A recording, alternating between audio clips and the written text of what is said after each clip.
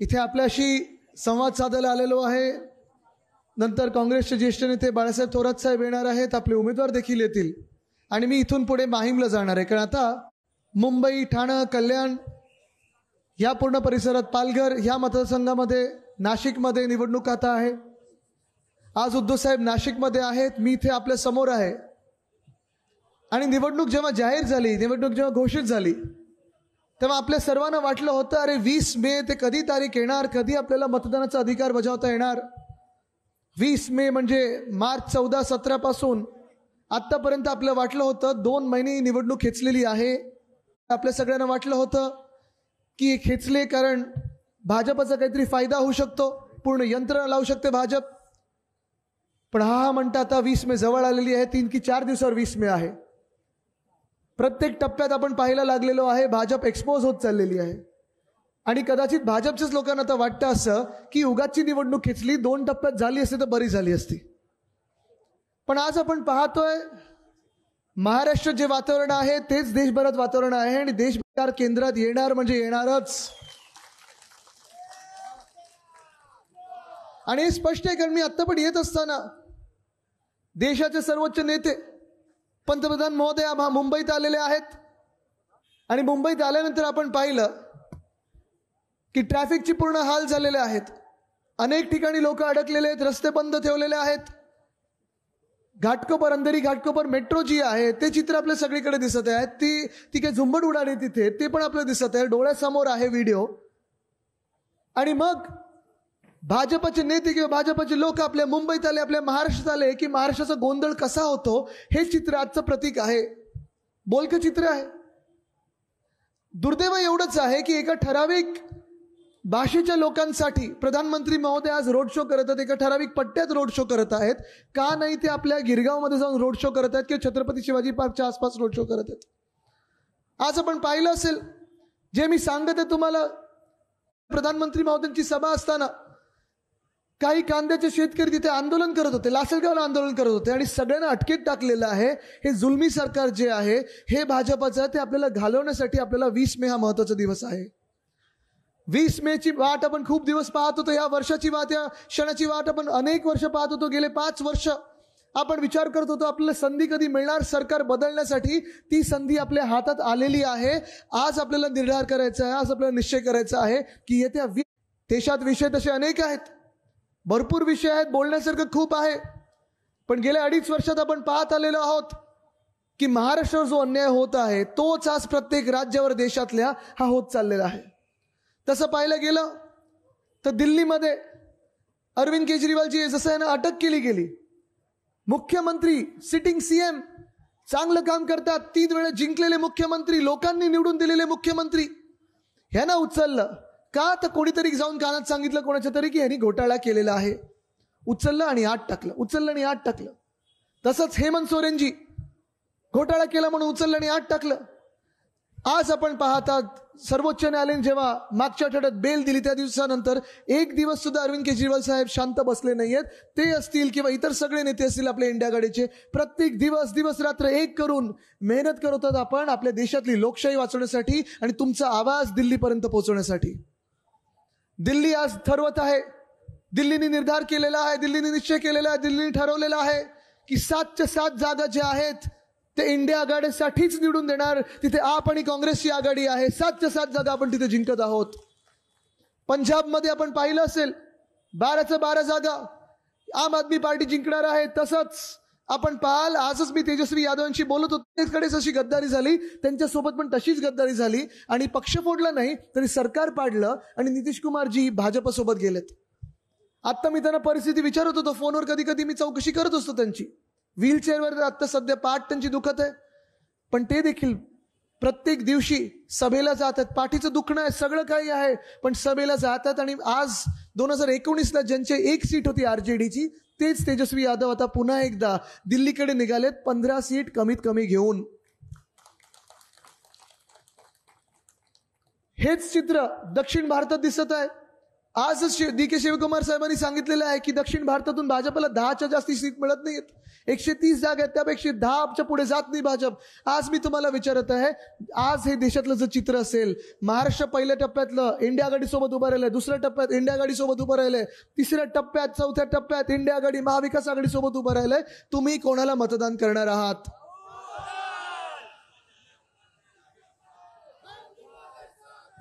फार महत्वाचं आहे हा प्रश्न, फार महत्वाचा. आणि हा प्रश्न यासाठीच महत्वाचा, जसं मी सांगितलं, जे आज आपल्या मुलुंड घाटकोपरमध्ये रोड शो करायला आले, जे मोठे नेते आज मुंबईत येऊन राहणार आहेत, जे लोक काल परवाकडे आपल्याकडे येऊन प्रचार करून गेले, जे दिल्लीचे भाजपचे नेते, जे केंद्रातले भाजपचे नेते जाऊन नाशिकमध्ये जेव्हा बोलत होते तेव्हा आपल्या शेतकऱ्यांना अटक केली होती, हे सगळे आज महाराष्ट्र पाहतात, आज महाराष्ट्रात येत आहेत. गेल्या 5 वर्षात हे भाजपचे नेते कुठे होते? गेल्या 5 वर्षामध्ये जेव्हा आपलं 2.5 वर्षाचं सरकार होतं, महाविकास आघाडीचं सरकार होतं, शिवसेना, राष्ट्रवादी काँग्रेस, आपण कोविडचं भयंकर संकट, भयानक संकट जगावर होतं, तसं आपल्या देशावर होतं, तसं आपल्या महाराष्ट्रावर होतं. पण आपण आकडे न लपवण्याचे काम केलं, हिमतीने काम केलं, ताकदीने काम केलं. त्याचं कौतुक, उद्धव साहेबांचं कौतुक, आपल्या धारावी मॉडेलचं कौतुक, आपल्या मुंबई मॉडेलचं कौतुक हे जगभरात झालं. तेव्हा भाजपा होती कुठे? आपल्यावर तौक्ते वादळ आलं, निसर्ग वादळ आलं. तौक्ते आल्यानंतर जे काही आपल्याकडे आपण पाहिलं नुकसान झालं होतं, त्याच्यासाठी आपण आपल्या तिजोरीतून पैसे दिले. नुकसान भरपाईसाठी सरकार आपल्या मदतीला होतं, महाविकास आघाडी सरकार मदतीला होतं. पण प्रधानमंत्री महोदय गुजरातला जाऊ शकले, आपल्या महाराष्ट्रात आले नाहीत. गुजरातला 1,500 कोटी दिले, आपल्याला 1 रुपया दिला नाही. ज्या महाविकास आघाडीच्या काळात आपण पाहिलं असेल, 2.5 वर्षामध्ये पूर्ण 1 दशक जर पाहायला गेलं तर आपल्यावर अन्याय होतच गेलेला आहे. पण आज ते अन्याय करायची वेळ आलेली आहे. आज ते अन्याय दूर करण्याची वेळ आलेली आहे. आपल्या हातात आहे, तुमच्या बोटामध्ये ती ताकद आहे. आपल्या 2.5 वर्षाच्या काळात, महाविकास आघाडीच्या काळात आपण जे जे उद्योग ह्या महाराष्ट्रात आणत होतो, जे जे उद्योग आपल्या सगळ्या जिल्ह्यांमध्ये आणत होतो, रोजी रोटीबद्दल बोलत होतो, आपलं हिंदुत्व जे आहे, हृदयात राम पण हाताला काम, तीच विचारभूमी, विचारसरणी आपण घेऊन पुढे चाललो होतो, तीच भूमिका आपण निभावत होतो. आपल्या काळात आपण कोविडचा काळ देखील असताना, कोविडचा महामारी असताना 6.5 लाख कोटीची गुंतवणूक आपल्या राज्यात आणली. तीच भाजपचं केंद्र सरकार असताना, आपलं इथे सरकार असताना ती गुंतवणूक जिथे इथे येत होती, ती गुंतवणूक या भाजप प्रणित खोके सरकारने पाठवली होती गुजरातला. तेव्हा का नाही प्रधानमंत्री बोलले? तेव्हा का नाही केंद्रातलं कोणी सांगत होतं की नाही महाराष्ट्र पण आमचाच आहे? काय आम्ही या देशाचे भाग नाही आहोत? काय मुंबई या देशाची भाग नाहीये? का आमच्यावर एवढा अत्याचार होतोय? का एवढा अन्याय होतोय? का माझ्या इकडच्या महाराष्ट्रातल्या तरुण तरुणींना नोकऱ्या मिळत नाहीत? ह्याचं कारण एकच आहे, भाजपाचा जो महाराष्ट्र द्वेष आहे, मुंबई द्वेष आहे, तो आपल्या आड येत होता. आणि त्याचमुळे आपण पाहिलं असेल, वेदांता फॉक्सकॉन असेल, बल ड्रग पार्क असेल, एअरबस टाटाची कंपनी असेल, सगळं काही पाठवलंय आणि गुजरातला. का नाही तेव्हा केंद्र सरकार इथे आले मुंबईमध्ये? तुमचंच सरकार इथे 2-2.5 वर्ष बसलं होतं आमच्या डोक्यावर. अवकाळी सरकार बसवलेलं होतं तुम्ही. जेव्हा जेव्हा इकडचा महाराष्ट्रातला तरुण नोकऱ्या मागतो, रोजगाराचं विचारतो, तेव्हा दुसऱ्या राज्यातून ओरबडायचं विचारत नाही. आम्हाला जे आमच्या हक्काचे ते द्या सांगत असतो. आणि तेव्हा भाजपा का शांत होती? तेव्हा का नाही भाजपवाले किंवा इकडचे स्थानिक खासदार आणि आमदार बोलले की होय आम्हाला पण मुंबई आणि महाराष्ट्रामध्ये रोजगार पाहिजे? जेव्हा गुजरात हाच प्रश्न आपल्याला विचारायची संधी आहे. प्रश्न जरी आपण विचारायचा प्रयत्न केला, प्रश्न जरी आपण उपस्थित केला, तुम्हाला माहिती आहे भाजपा उत्तर देणार नाही, त्यांचे मोठे उत्तर देणार नाहीत, त्यांचे नेते जे येते तिथे उत्तर देणार नाहीत. उत्तर आपल्याला द्यायचं आहे आणि आपलं उत्तर त्या चिन्हामधून येणार आहे. त्या दिवशी 20 मेला आपलं चिन्ह कुठचं असणार आहे हे आपल्याला ठरवायचं. बघा, मी गुजरातचा द्वेष करायला आलो नाहीये. गुजरात मलाही आवडतं, सगळी राज्य मला आवडतात. हा आपला देश आहे, तो एक देश आहे. अनेक राज्यांमध्ये अजून जास्ती जिल्हे आहेत आणि प्रत्येक जिल्ह्यामध्ये तालुके आहेत आणि आपण सगळे एकत्र राहत आहोत. या देशामध्ये तेढ निर्माण करत आहे ती भाजपा निर्माण करत आहे. तुम्ही हे पहिलं लक्षात घेणं गरजेचं आहे. गुजरातची काही कुठे कोणी काही जात असेल, कुठचे उद्योगपती तिथे जात असतील, गुंतवणूक करत असतील, माझा विरोध कधीच राहिला नाहीये. पण आपला विरोध ह्याला आहे जेव्हा इकडच्या स्थानिकांचा, भूमिपुत्रांचा हक्काचा घास तुम्ही आमच्या हातातून घेता आणि गुजरातच्या घशात घालता. तिथे मी 33 वर्षाच्या महाराष्ट्राचा तरुण म्हणून लढणार म्हणजे लढणार. आज मी तुम्हाला विचारतोय, तुम्ही माझ्यासोबत लढणार की नाही? तुम्ही माझ्यासोबत लढणार की नाही? बघा, लढणारे एक योद्धा आलेले आहेत. आपले उमेदवार आले आहेत जे तुमचा आवाज दिल्लीपर्यंत नेणार आहेत. आणि थोरात साहेब पण आलेले आहेत. राहू दे उद्या येतो. हा विचार आज तुम्हाला करायचा आहे. कारण आपण जेव्हा विचार करतो की आपल्याला 20 तारखेला कोणाला मतदान करायचं आहे, अनेक लोक तुम्हाला घरी येऊन सांगतील 400 पार तर होतच नाही, 300 पार पण होत नाही. पण आज तुम्ही विचार करत असताना विचार करा, तुम्ही मतदान कशासाठी करतायत, मतदान कोणाला करत आहात, मतदान का करत आहात. सगळ्यांना माहिती आहे मतदान कसं होतं. मतदान जाऊन ईव्हीएमचं बटन दाबायचं असतं.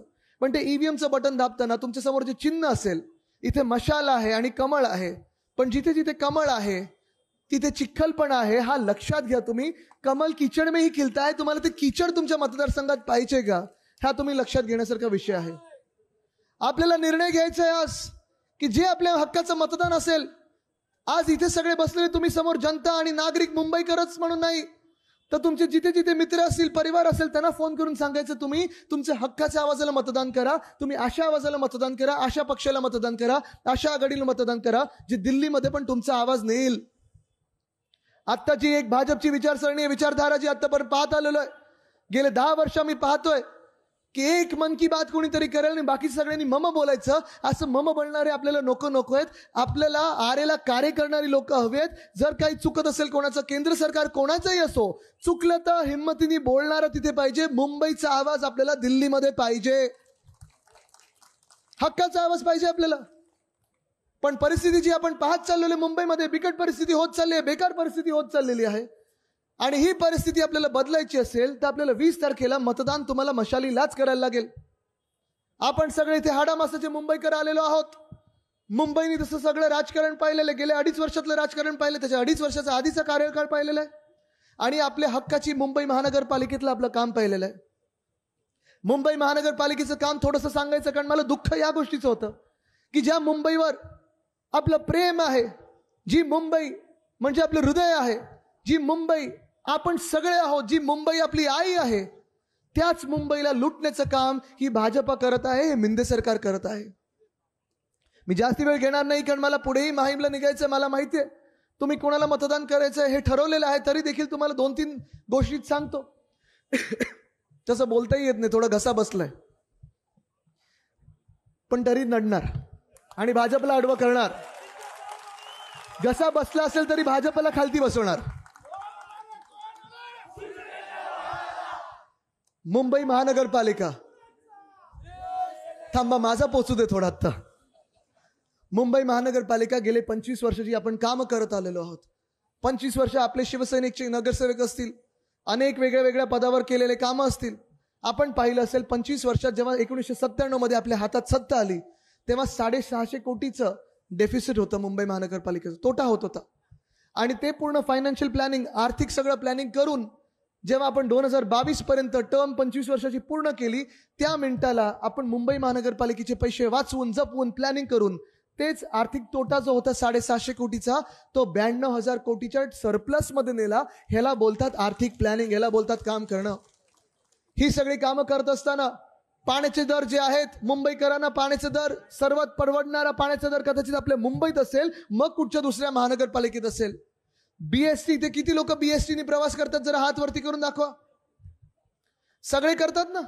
बीएसटीचं आपण ठरवलेलं होतं की आता तरी 3,500 गाड्या या रस्त्यावर धावायच्या आणि 3,500 गाड्यांच्या 10,000 इलेक्ट्रिक बस 2027 पर्यंत करायचं, हे आपलं ध्येय होतं, हे आपलं धोरण होतं. उद्धव साहेबांनी मी ठरवलं होतं की ह्या 10,000 इलेक्ट्रिक बसमध्ये 950 डबल डेकर इलेक्ट्रिक बस असायला पाहिजे. आणि आपले जे फेअर होते, जे दर होते आतापर्यंत मुंबई महानगरपालिकेने बीएसटीचे, मला तुम्ही सांगा 5 किलोमीटर जायचं असेल तर किती रुपये भरायला लागतात? 10 किलोमीटर जायचं असेल तर किती रुपये भरायला लागतात? 10. 15 किलोमीटर जायचं असेल तर किती रुपये भरायला लागतात? 15. आणि 15 किलोमीटरहून जास्ती कुठूनही कुठे जायचं असेल तर आपल्याला फक्त 20 रुपये भरायला लागतात. एसी बस मिळते, चांगली सेवा मिळते. पण आज या मिळाल्या आहेत. बस स्टॉप आपण बघतोय, बस स्टॉप आहे की होर्डिंग आहे, ती लिगल आहे की इलिगल आहे हे कळत नाही. आता सगळे त्यांचेच फोटो दिसायला लागलेले आहेत. आणि हे सगळं होत असताना माझ्या मुंबईकरांचे हाल करायचे म्हणून मागच्याच आठवड्यात मी पाहिलं, मुंबई आपल्या बातमीत आलेलं होतं की त्यांना बीएसटीची पण दरवाढ करायची आहे. अदानी आहेत ते इलेक्ट्रिसिटीची दरवाढ करणार आहेत. आज तुम्ही मला सांगा, आपलं जगणं परवडणारं झालंय का? कोणासाठी परवडतंय का मुंबईत कोणाला राहणं? या देशात राहणं कोणाला परवडते? विरुद्ध आपण लढत होतो, झगडत होतो, आंदोलनं करत होतो. ती महागाई जी वाढत चाललेली आहे, 2014ला जीडीपी म्हणजे अर्थतज्ञांचं नाही, साध्या माणसाचं GDP, gas diesel petrol, gas कितीला होता 2014ला 400, आता किती झालंय 1100 पार, 1200 पार. पेट्रोलची किंमत कोणाला आठवते? डिझेलची किंमत कोणाला आठवते? नाही आठवते. आणि हीच महागाई देशात वाढत असताना मुंबईकरांवर महागाई लादणारे हे जे मिंदे सरकार आहे, हे भाजप आहे, तुम्ही त्याला मतदान करू शकणार आहात का? करू शकणार. विषय वाढवत जायचे, मुंबईकरांचे हाल करत राहायचे. रस्त्यांचा घोटाळा जेव्हा मी मुंबईकरांसमोर आणला, मागच्या वर्षी 15 जानेवारी 2023ला तो रस्त्यांचा घोटाळा मी मुंबईकरांसमोर आणला. मी तो आणल्यामुळे पत्रकारांच्या माध्यमातून आपण ह्या मुंबई महानगरपालिकेचे 1000 कोटी वाचू शकलो. पण आज मी ह्या मुंबई महानगरपालिकेला चॅलेंज करतो की ज्या मुंबई महानगरपालिकेचे रस्ता घोटाळा प्रधानमंत्र्यांच्या हस्ते तुम्ही भूमिपूजन करून घेतलं, एक तरी रस्ता पूर्ण झालेला या मुंबईमध्ये दाखवा. सगळीकडे खोदकाम चालू आहे, सगळीकडे खोदकाम चालू आहे. आज ही मुंबई होत चालली ती फक्त आणि फक्त बिल्डर आणि कॉन्ट्रॅक्टर. सरकार जे आहे ते बिल्डर आणि कॉन्ट्रॅक्टरचं होत चाललेलं आहे आणि तेच बिल्डर आणि कॉन्ट्रॅक्टरच धोरण ठरवत आहेत ह्या सरकारचं आणि या मुंबई महानगरपालिकेचं. मी तुम्हाला शब्द देते 2 गोष्टींबद्दल, मुलुंडसाठी खास, या मतदारसंघासाठी खास. मला माहिती आहे 2 विषय ते खूप महत्वाचे आहेत, प्रामुख्याने हे विषय घेणं गरजेचं आहे, सोडवणं गरजेचं आहे आणि जे या भाजपाचे दलाल आहेत ते सोडवू शकत नाहीत. एक विषय म्हणजे पीएपीचा आणि दुसरा विषय म्हणजे ट्रान्झिट कॅम्पचा. पीएपीचा विषय सोपा आहे, मला वाटतं 2024चा जो GR आहे, 2024ला नगर विकास मंत्री कोण होतो? गद्दार.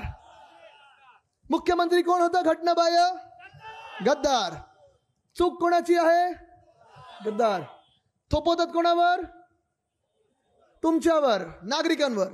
आज मी तुम्हाला सांगतोय, आपले खासदार निवडून आल्यानंतर आणि आपलं महाविकास आघाडीचं मुंबईत आणि महाराष्ट्रात सरकार आल्या पहिला तो GR रद्द करणार म्हणजे करणारच. दुसरा विषय म्हणजे धारावी ट्रान्झिट कॅम्पचा. 17 वर्षासाठी ट्रान्झिट मला वाटतं दुसरीकडे देणार आहे, ते धारावीमध्ये आपण तोच लढा लढतोय.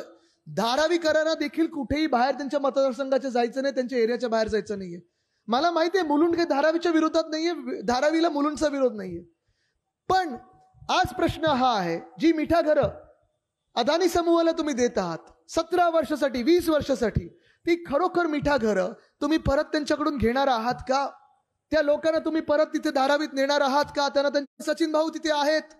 बीडीडी मध्ये असाच प्रश्न उभारला होता आणि आम्ही निर्णय घेतला, आपलं महाविकास आघाडीचं सरकार असताना उद्धव बाळासाहेब ठाकरे या व्यक्तींनी निर्णय घेतला की त्यांची घरं त्यांच्या समोर बांधली जातील, जी मैदानं आहेत तिथे घरं बांधू आणि घरं आहेत तिथे मैदानं करू. असा निर्णय देखील आपण धारावीत घेऊ. मला माहिती इथे ते मिहीर खोटं बोलणारे खोटेच्या भाजपचे उमेदवार आहेत. स्ट्रीट फर्निचर घोटाळ्याबद्दल खोटं बोलले, विधान भवनात खोटं बोलले. हेच तुम्हाला येऊन मध्ये सांगतात, भाजपचे काही नेते येऊन तुम्हाला सांगतायत मुंबई महानगरपालिकेने निर्णय घेतलाय की ट्रान्झिट आता इथे हलवणार नाही. मुळात मुंबई महानगरपालिका आणि या ट्रान्झिटचा संबंधच नाही, गाडी मात्र संबंध नाही, ते खोटं बोलत आहेत. हे धारावीचा जो प्रोजेक्ट आहे तो धारावी रिडेव्हलपमेंट प्रोजेक्ट हा पूर्णपणे प्रकल्प वेगळा आहे, अदानी समूहाकडे आहे आणि त्याच्यात अट अशी आहे की मुंबई महानगरपालिका जरी नाही बोलली आणि धारावीमध्ये अदानीला वाटलं काहीतरी करायचं आहे तर अदानी समूहाचं केंद्र सरकार आणि राज्य सरकार ऐकेल. मग तुम्ही मला सांगा, विरोधी पक्षातले कोणाचं ऐकणार? तुमचं ऐकणार की अदानीचं ऐकणार? केंद्र सरकार जर भाजपचं बसलं आम्ही बसू देणार नाही, पण चुकून जर आलं त्यांचं तर कोणाचं ऐकणार? तुमचं ऐकणार की अदानीचं ऐकणार? राज्य सरकार जे मिंदेंचे, जे खोकेंचे, जे धोकेंचे, ते कोणाचं ऐकणार? तुमचं ऐकणार की अदानीचं ऐकणार? मग तुम्हाला जर लढणारा माणूस पाहिजे असेल, खरं बोलणारा माणूस पाहिजे असेल तर तुम्ही कोणाला निवडून देणार? कोणाला निवडून देणार तुम्ही मला सांगा. फार महत्वाचा हा निर्णय घेण्याचा, कारण आज आपण पाहतोय मुंबई मुंबई मुंबई मुंबई म्हणून आपण विचार केला पाहिजे, मुंबई म्हणून एकजूट आलं पाहिजे. ही मुंबई हे भाजपा खात चाललेली आहे. कदाचित मुंबई तोडू नाही शकत तर मुंबईचं महत्व कमी करा.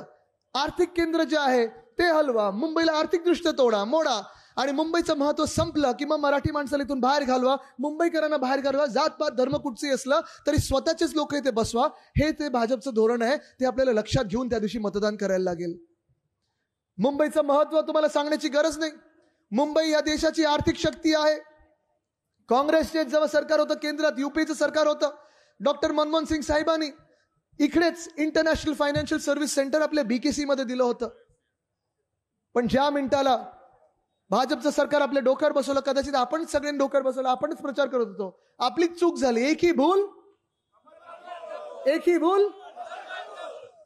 अब नहीं करने की. पण त्यावेळी आपण भाजपचं सरकार डोक्यावर बसवलं आणि ते सरकार पहिला निर्णय त्यांनी घेतला की मुंबईचं आर्थिक शक्ती कमी करा आणि आर्थिक जे केंद्र आहे ते इथून हलवलं, ते नेलं गुजरातला. Gift city. परत एकदा मी तुम्हाला सांगतो, गिफ्ट सिटी गुजरातला द्यायची, द्या, नक्की द्या, मला काही विरोध नाही. पण ती तिथे करत असताना माझ्या मुंबईमधली का हलवली? इथे पण होऊ शकत होती, तिथे पण होऊ शकत होती. पण तोच भूखंड त्यांनी फुकटात दिला, तो तिथे बुलेट ट्रेनला दिलेला आहे. आज आपण विचार करायचा आहे की आपल्या डोक्यावर कोणाला बसवायचं आहे. एका बाजूला भाजपा आहे, ज्या भाजपाला मुंबई संपवायची आहे. त्यांचं दिसत आहे, कारण पियुष गोयल साहेबांचं पण आपण वक्तव्य अनेक ऐकली असतील. आपण मला सांगा, उत्तर मुंबईतून जे पियुष गोयल साहेब लढत आहेत, तसं पाहायला गेलं तर 10 वर्ष ते मंत्रिमंडळात, केंद्रीय मंत्रिमंडळात आहेत. पण त्याच केंद्रीय मंत्रिमंडळात कधीतरी तुम्ही एकदा तरी ऐकले का की त्यांनी मुंबईसाठी कधी आवाज उठवलेला आहे? एकदा तरी मुंबईचा विषय घेतलेला ऐकलेला आहे? कधी आपल्या व्यापाऱ्यांना जो जीएसटीचा त्रास होतोय, जीएसटीला पीएमएलए लागू केलेलं आहे, व्यापाऱ्यांना हैराण करत आहेत, त्यांच्यासाठी होय इंडिया आघाडी लढणार आहे, सरकारनंतर जीएसटी कायदा पण बदलणार आहे, कधी ह्या व्यापाऱ्यांचा आवाज तिथे केंद्रात उचलताना बघितलेला आहे? बघितलेलं कधी नाही बघितलेलं. याच मुंबईमध्ये ते राहतात.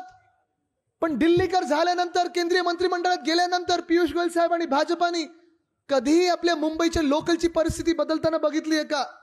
आज आपण चित्र पाहिले, ते मेट्रोमध्ये चिरडाचिर झाली आहे. आज आपण पाहतोय लोकलची काय परिस्थिती झाली आहे. पण कधीही त्यांच्याकडे स्वतःकडे रेल्वे खातं होतं. कधीतरी तुम्ही पाहिलंय का की रेल्वे बद्दल, मुंबईच्या लोकल बद्दल बोलताना पाहिलंय कधी? आणि ह्याच पियुष गोयल साहेबांना जेव्हा विचारलं की तुम्ही टेस्ला महाराष्ट्रात आणणार की गुजरातला आणणार, त्यांचं उत्तर हे होतं, तुम्ही महाराष्ट्र म्हणून विचारू नका, देशाचा विचार करणार आहात का? आज आपण त्यांना जेव्हा प्रश्न विचारला होता, एका मोठ्या बातमीपत्राने विचारला होता, वृत्तपत्राने विचारला होता की तुमचं स्वप्न मुंबईसाठी काय आहे, त्यांनी सांगितलं मला मुंबईला स्लम फ्री करायचं आहे.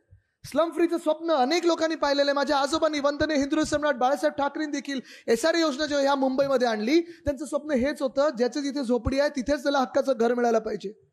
पण पियुष गोयल साहेबांचं स्वप्न काय? आपल्या सगळ्या मुंबईतले झोपडपट्टीवासियांना उचलणार आणि नेणार वसई विरारमध्ये, मिठागरांमध्ये, इथे बाजूला जी मिठागर आहेत कांजूरमार्गला, तिथे नेणार. तुम्ही मला सांगा, तुम्ही हे स्वप्न त्यांचं साकारू देणार आहात का? आणि म्हणून आज विचारतोय मी तुम्हाला, तुम्ही कोणाच्या बाजूने मतदान करणार आहात?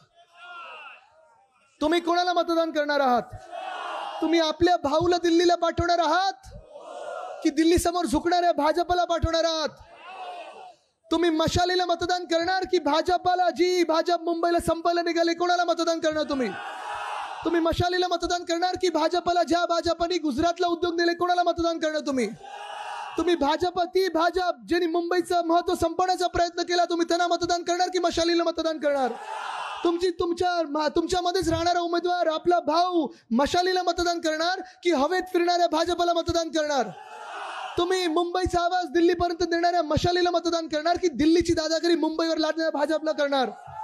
आपला उमेदवार कोण आहे? आपला उमेदवार कोण आहे? बघा, अजूनही काही लोक मला सांगतात की आदित्यजी, लोकांमध्ये मशाल पोचली नाहीये. आज आपण त्या लोकांना दाखवून द्यायचं आहे की मशाल प्रत्येकाच्या हृदयात आहे, अंधकार दूर करायला मशालच आहे. तयार आहात का? मी तुम्हाला विचारतोय, आपला उमेदवार कोण? आपला उमेदवार कोण? आपला उमेदवार कोण? फक्त महिलांकडून ऐकून येऊ द्या. आपला उमेदवार कोण? आपला उमेदवार कोण? थांबा, महिलांकडून येऊ द्या. महिलांचा आवाज महत्वाचा आहे. 50%हून जास्ती ते महिला आलेले आहेत. जिथे महिला आहेत तिथे विश्वास, आणि विश्वास आहे तिथे विजय आहे. मी आज महिलांना विचारत आहे, तुम्ही कोणाला मतदान करणार? कोणाला मतदान करणार? आपलं चिन्ह कुठचं? आपलं चिन्ह कुठचं? पुरुषांना विचारते, आपलं चिन्ह कुठचं? आपलं चिन्ह कुठचं? तरुणींना विचारते, आपलं चिन्ह कुठचं? आपलं चिन्ह कुठचं? सगळ्या मुंबईकरांना विचारते, आपलं चिन्ह कुठचं? जर मशालच असेल तर सगळ्यांनी जरा फोन काढून मला टॉर्च दाखवा. नाही, खालती बसून दाखवा. हो, येस. ही जी मशाल आहे, 20 तारखेला ह्याच्यावर मतदान झालं पाहिजे. करणार ना पक्का? आता थोरात साहेब माझ्या नंतर बोलणार आहेत, ते पण तुम्हाला राष्ट्रीय चित्र सांगतील, महाराष्ट्राचे चित्र सांगतील. आम्ही दोघेही, सगळेच आम्ही महाविकास आघाडीचे नेते आपल्याकडे पुन्हा एकदा एवढ्यासाठीच येत आहे की 20 तारखेला आपल्याला आपल्या देशातली लोकशाही, आपल्या देशातलं संविधान हे राखायचं, ह्याचं रक्षण करायचं आहे. बघा, तुम्हाला अजून एकदा सांगतो मी, पुढच्या काही दिवसांमध्ये जेव्हा जेव्हा बसून घे, जेव्हा जेव्हा आपल्या राज्यामध्ये प्रधानमंत्री महोदय येतील, गृहमंत्री महोदय येतील, त्यांचे दिल्लीतले केंद्रातले मोठे मोठे नेते येतील, ज्या ज्या मिनिटाला निवडणूक हरायला येतात तेव्हा आपल्याकडे हिंदू मुस्लिम वाद निर्माण करतात. आपण विखुरले जाणार आहोत. जेव्हा जेव्हा भाजप निवडणूक हरायला येते तेव्हा हिंदू मध्ये जातीमध्ये वाद निर्माण करते. तुम्ही विखुरले जाणार आहात. ज्या ज्या मिनिटाला भाजप हरायला येते, भाजप भाषेमध्ये प्रांतामध्ये वाद निर्माण करते. तुम्ही विखुरले जाणार आहात. जात पात धर्म न बघता आपले सर्वात महत्वाचा धर्मग्रंथ आज आहे तो संविधान आहे. त्या संविधानाच्या रक्षणासाठी आपण एकत्र आलो पाहिजे. तयार आहात?